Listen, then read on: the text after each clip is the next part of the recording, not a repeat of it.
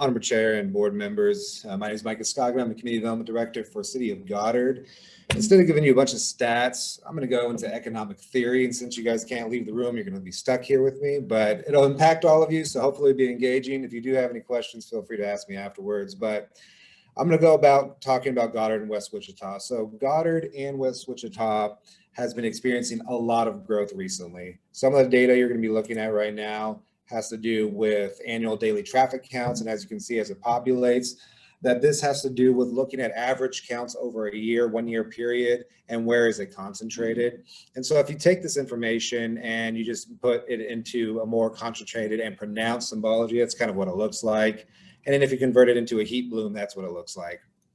And then if you do what's called interpolation, which is basically you take that data and you guess at what the future looks like for that data, then that's kind of what it looks like. And so as you can see, there's a high concentration of both downtown Wichita, and it just flows out. Goddard is kind of considered the gateway to West Wichita. And so you can see that that's going to continue well into the future.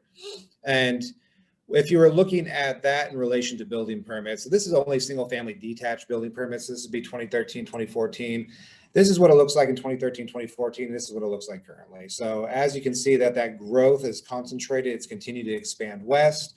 And that does not just take into account for single family, but it's also going to take into account for twin homes, duplexes, and multifamilies. So this is what it looks like 2013, 2014 for two family, multifamily, et cetera.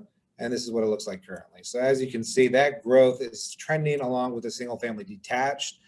And so the big question obviously is, what's driving all this? What's driving it for West Wichita? What's driving it for Goddard? How does it relate to both Hazel and other cities around the area? And so we're going to go into some of those theories. So it's hard for people to conceptualize this, but your house is predicated on supply and demand, just like your t-shirts, just like your produce. And for people, that's hard to think about, that your house is so static that way, that it's going to be based on supply and demand, just like any other market. If that demand is greater than what's supplied, that price goes up. Likewise, if the supply is constrained and the demand is consistent, then the price goes up, just like housing. So what you're seeing is that price movement is affecting a demand for both existing housing, but also rental demand. So some of the factors of rental demand based on a home unit, which is a real estate analytic firm: job growth, migration, household formation, elevated home prices, and lifestyle preferences. So obviously there's a key focus there on job growth, migration, and the elevated home prices. So let's talk about a little bit about baby boomers. Obviously, this comes up a lot, so we'll continue to talk about it. The first baby boomer was eligible for retirement in 2011. That means that by 2031, all baby boomers will be eligible for retirement. So that exodus of baby boomers from the job market creates this influx of demand at the higher levels, the higher echelons of every job sector across the US. And so what you see is the cohorts begin to fill that in. So the baby boomers retire, Gen X follows them. Gen X vacates their jobs to fill the baby boomer jobs. The millennials fill Gen X jobs. And then the Gen Z follows the millennials. And then if anyone can guess what the next generation is, I'm open to it. Alpha generation. There you go. I'll fill it for you. Alpha generation is going to follow Gen Z, et cetera, et cetera, et cetera. And these cohorts continue to stack on one another as baby boomers tend to leave the job market. But when baby boomers do retire, they're taking with them, according to the Federal Reserve, $10 trillion in real estate wealth, $10 trillion in real estate wealth. And so what that means is that baby boomers are going to have more disposable income for real estate speculation than any other generation before them. So real estate speculation obviously means they have their house, but then they buy additional houses, for, income and residual income purposes. And so what does that mean is that it's going to constrain the housing market further. But on top of that, baby boomers are doing a unique thing that their parents didn't do. Baby boomers are shirking the tradition of moving into retirement housing, because what they saw is that their parents, when they retired, the greatest generation, when they retired, they moved into retirement housing. And that sucked all of the income out of their portfolios, because obviously as housing increases in value, retirement housing increases in value, and then they have to pay more and more and more. So baby boomers are saying, why would we do that? There's no reason to have my portfolio bled dry in a retirement home. I'm just going to age in place. And aging in place means I'm going to stay in my house. It's paid off. Might as well stay there. So they're going to stay there longer. And that means that their houses that they're staying in do not cycle back into the real estate market as quickly as previous generations. And so that further constrains the housing market.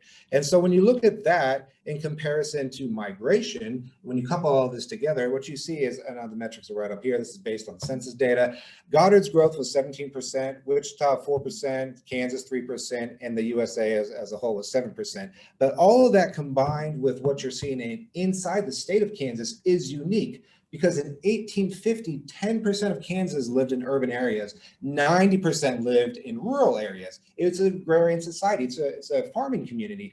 By 1950, post-World War II, it was a 50-50 split. And by 2050, you're gonna see a complete inversion of that statistic. 10% of Kansas are gonna live in rural areas, 90% are gonna live in urban areas. So what does that mean for Hayesville and transportation and KDOT and everybody else? Well, you guys will get the idea, fill in the blanks. And so basically what you're gonna see here is that's gonna continue.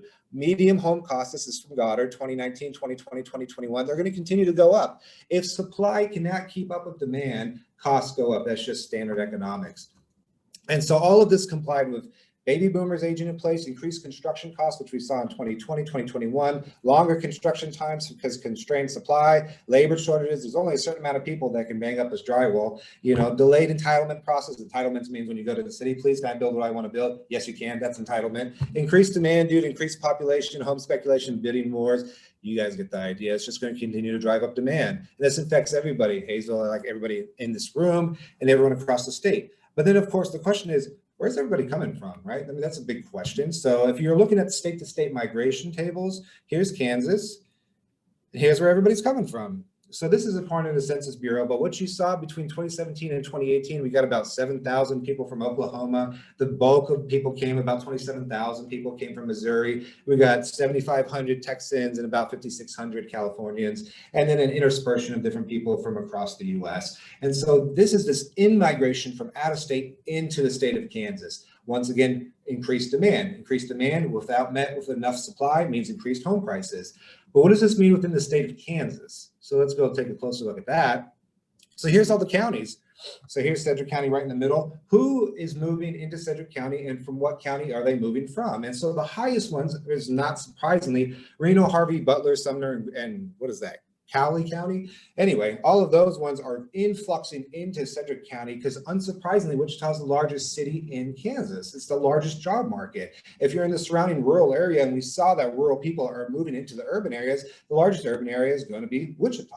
So obviously the surrounding area around Wichita is going to continue to grow, because let's look at that a little bit closer. Here's the school districts. So obviously if you're moving into Sedgwick County, and you're moving into Wichita and the surrounding area, and you're going to say, well, where's the school districts? Which ones are the best? Which ones do I want to have my kids raised? You're going to look at the surrounding area and look at how they are in terms of quality of education, lifestyle preference, and safety of the cities, et cetera. And so when you compare this with, when you compare this with 2005 and 2022 new single-family detached housing permits from the Metropolitan Area Building Construction Department, you overlay that across all the school districts, this is what it looks like. And so that's just a lot of dots, so it doesn't really do you much good. But then if you look at it by a housing bloom, so let's look at it from a heat map, there you go, that kind of makes it a little more standout. This is where all the construction's happening. And this is how it's correlated with the school district. So this shows desirability. So everybody from around Kansas, all the different states are moving into Kansas. And then which counties? The counties tend to move into Sedgwick County. And then where in Sedgwick County? Around Wichita. Well, where around Wichita? These areas. Why? Because they're the best school districts. And then what does that look like if you were to put it with permit numbers by school district? This is what it looks like. So all that to say, moving back to where we started, my presentation is the shortest and hopefully the sweetest. That's the end for me. But basically this means that we're going to continue to see this growth and this constraint of the real estate supply, and we're going to continue to see more and more demand, and we're going to continue to see Hayesville and other cities approve more and more rezoning, and we're going to ask KDOT to approve more and more infrastructure and accommodate all this growth. And I guess all that to say that by March of next year, don't be surprised if your house value goes up more. So that's it for me. Do you guys have any questions? Well, thank you. I appreciate it.